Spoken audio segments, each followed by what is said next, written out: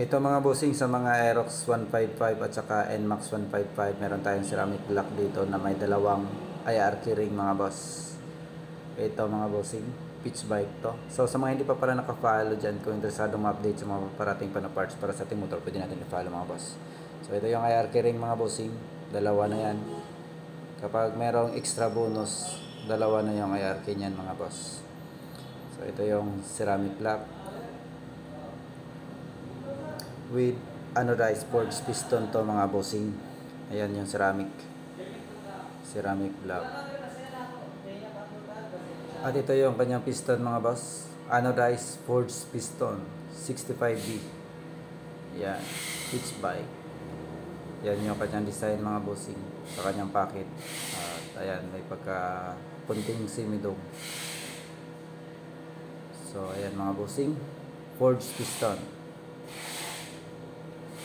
So ito yung ating ceramic block.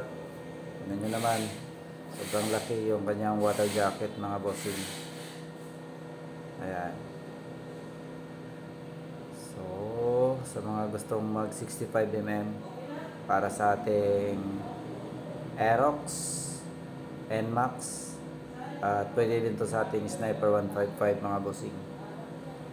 Sa mga interesado dyan, ayan, anodized forged piston, dalawang IR keyring, ito 65mm ceramic block. So baliset na to siya mga boss. Meron ng piston, lock pin, at saka pin, at yung kanyang gasket mga boss.